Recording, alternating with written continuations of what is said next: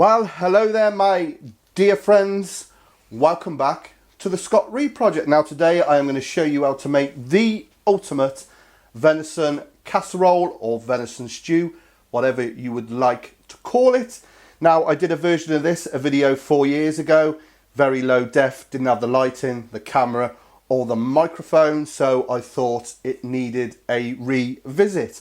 Now the reason I'm doing it now is my dear friend, my game guru Coops, the gamekeeper and deer stalker.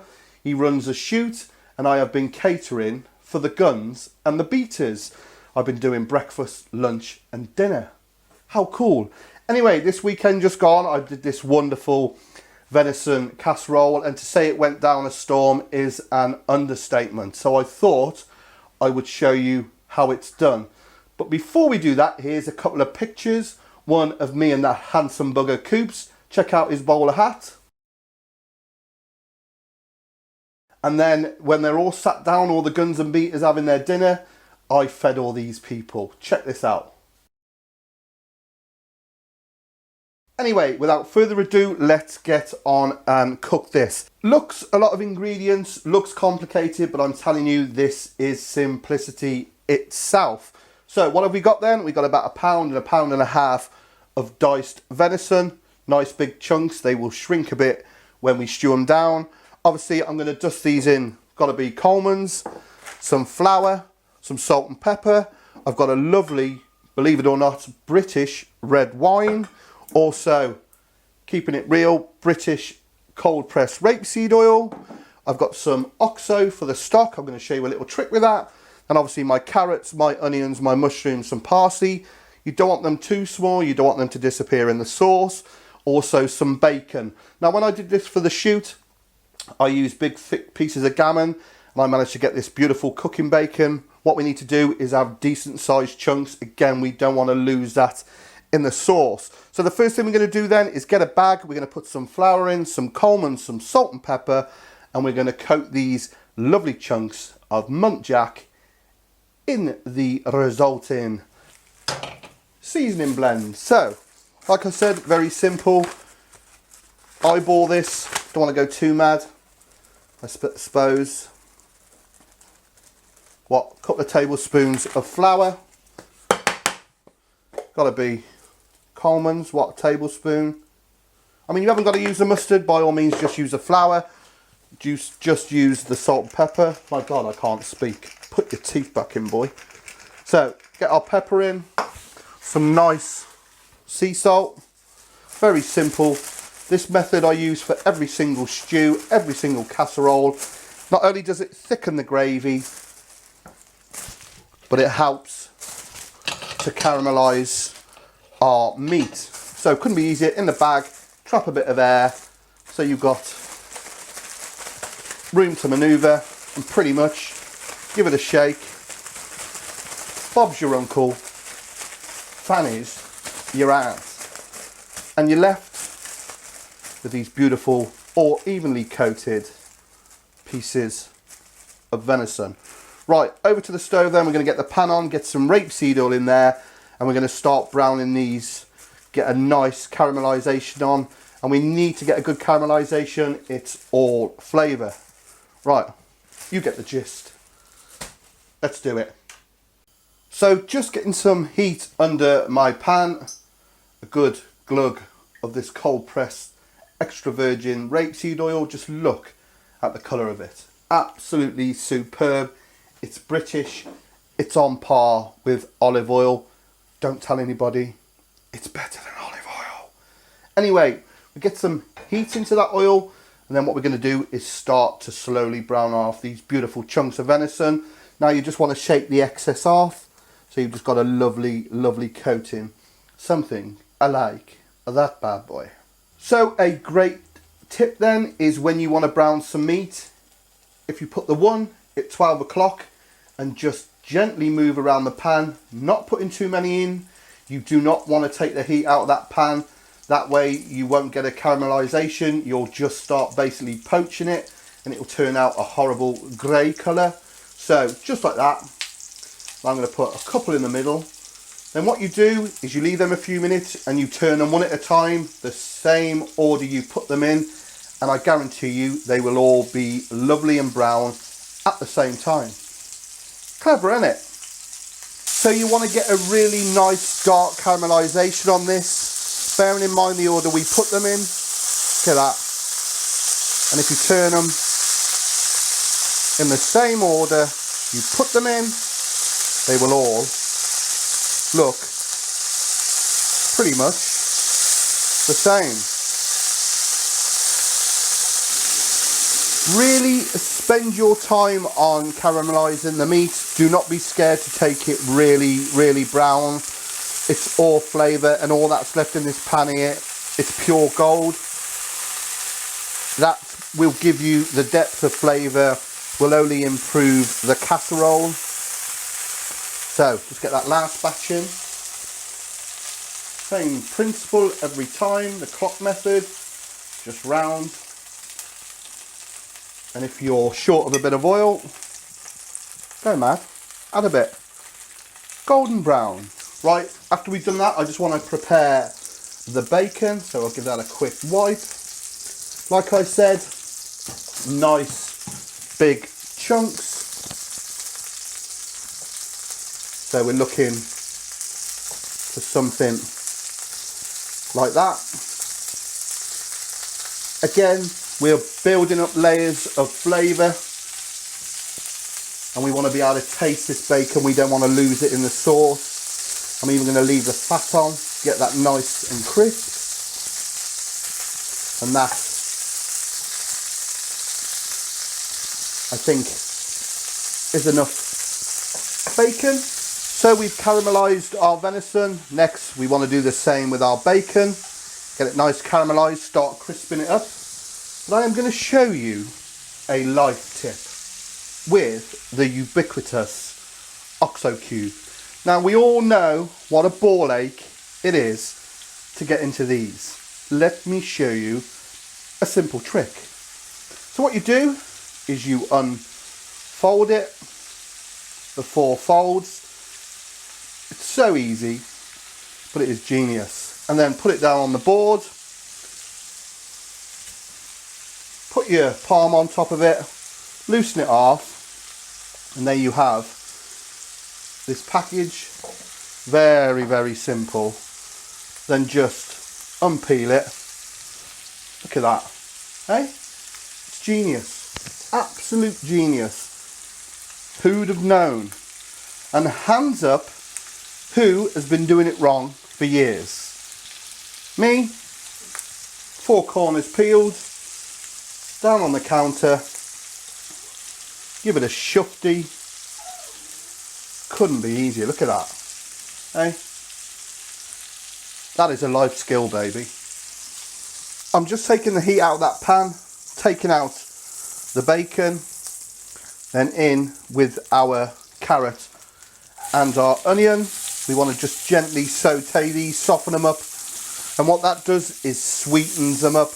Again, adding more depth of flavour to the dish. Nice and gentle. Always add a bit more bottled sunshine. A bottle of white, a bottle of red, perhaps a bottle of rosé instead. So we want to add a decent glass of red wine, and all that funk on the bottom of the pan, all that flavour. We're going to deglaze the pan, get that up, get that in. It's rock and roll, baby. So what we need to do then is just burn off the alcohol of the wine, so we're just left with the lovely fruity flavour. Okay then, in with our venison and all those lovely resting juices. In with our bacon and all those lovely resting juices. Look at that. That is absolutely chock full of flavour. And then we want to cover it with our beef stock, our life hack beef stock. Just so it's covered. Just like that. And we want to bring that up to the boil. Okay, into there I'm just going to sprinkle what, half a teaspoon of dried thyme.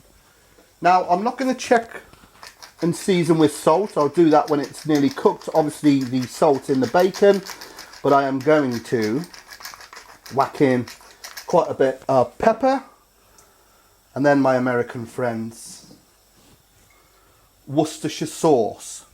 Worcestershire sauce. Can you say Worcestershire sauce? Okay, a quick pronunciation lesson for my American friends over there. Worcestershire sauce. Now, if you say it how this is spelt, Worcester, and then shire, and say it together, Worcestershire sauce. It's easier that way than trying to pronounce Worcestershire, Worcestershire. Either way, it's amazing. Here endeth the lesson. So once this has come up to the boil then, it's coming up nicely, I'm just going to give it a quick taste.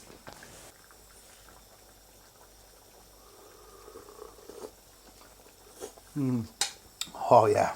I mean, obviously that's in its rawest form, but it already a very deep, beautiful, rich flavour.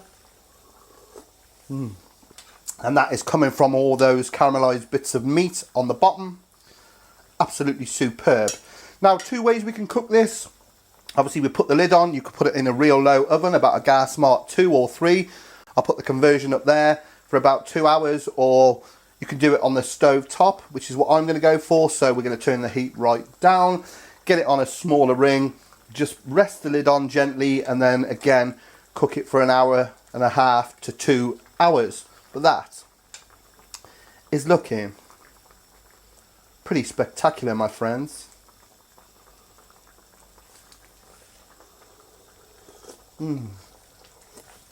Now, I know what you're all thinking, Scott, you crazy Englishman. What about the shrooms, dude? Well, what we will do, we will get this cooking for about 45 minutes, and then we will float the shrooms on top. So this has been cooking for about an hour then, and I've floated the shrooms on top. Just have a look at that. I mean, it tastes, after an hour, absolutely superb. Let's give it a quick taste up. Oh yeah. And I just want that venison to cook a bit more. I want it to be able to break down so it pulls apart. Needs a little longer. Oh yeah.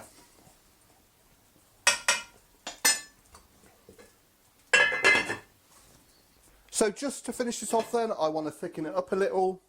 So what I'm going to use, yes, gravy granules, will add yet again another depth of flavour, but will also make it thick and unctuous and warming.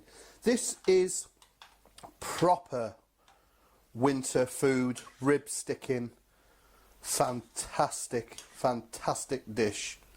So I'm going to let that boil up so all that gravy is incorporated and thickens it. I'm going to add some parsley and we're going to dish it up. Let's give it one more for luck. Right then, so after 2 hours, it should go a little something like this. Nice and thick. Just look at that. Imagine a bowl of that after a day stalking. It tastes absolutely amazing. And of course, left till the next day, just takes it to another level. So I'm just going to add a bit of parsley, a bit of fresh flavour, also a bit of colour. Just look at that. And then we'll dish it up. And it's got to be mashed potato. All day. Right then, the time for games is over. So, dollop of mash. Just make a little well, I think. I'll get some of that venison on top. Just look at it. Hey, some of that sauce. Get a few more mushrooms.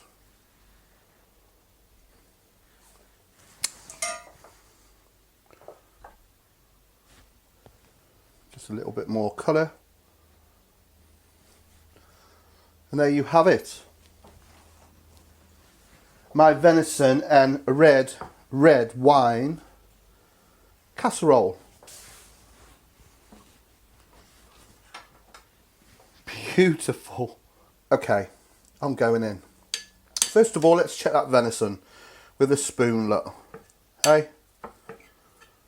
Slowly stewed down for 2 hours. We got some of that gravy, some of that mashed potato. Just have a look at that. Oh my God. Oh yes. How elegant is it to eat with a spoon, eh? I ain't posh, you know. Just look at that. Oh yeah. Right, I'm just going to have another spoonful. I want a bit of everything on here. Some carrot, some mushy, some sauce.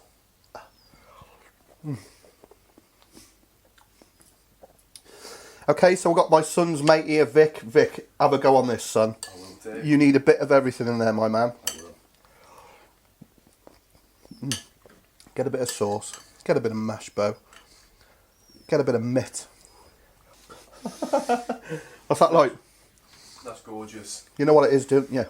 No, I don't. Yeah, my food's dank. It's venison and red wine, dude. That's amazing. Cheers, bro. I don't even like mushrooms that much and they taste amazing. Hey, I'll have another bite of that. it's a future. Finish it up, mate. I will do. I'm taking it. Have it. So I've managed to wrestle the plate back off Vic. He's left a bit. But he wants a second helping. There you go, mate. Cheers, brother. Cheers. Well, that is truly outstanding. And Vic, my lad's mate, absolutely loved it. As you see, a second bowl. And off camera, he's like, I haven't had food like this for a long time. What's in it? As you know, very simple. You know, venison, carrots, onions, stock, red wine, a few more herbs, salt and pepper. Job is a good one. So you know the drill by now. If you have enjoyed what you've seen here on the Scott Ree Project, please click subscribe when my lovely face comes up down here. Also check me on my social media. My Facebook page is Scott Ree and the Scott Ree Project. On my Twitter, at Scott Ree Project, you'll see the icons down in the toolbar somewhere. Also, if you feel like sharing the love, check me out on my Patreon page. The link will be in the description. And until next time, you know I feel a change coming on. But just look at that. Eh? Great British game at its best. Oh yeah. All the best, my friends. Take care. Go on, have a bite. You know you want to.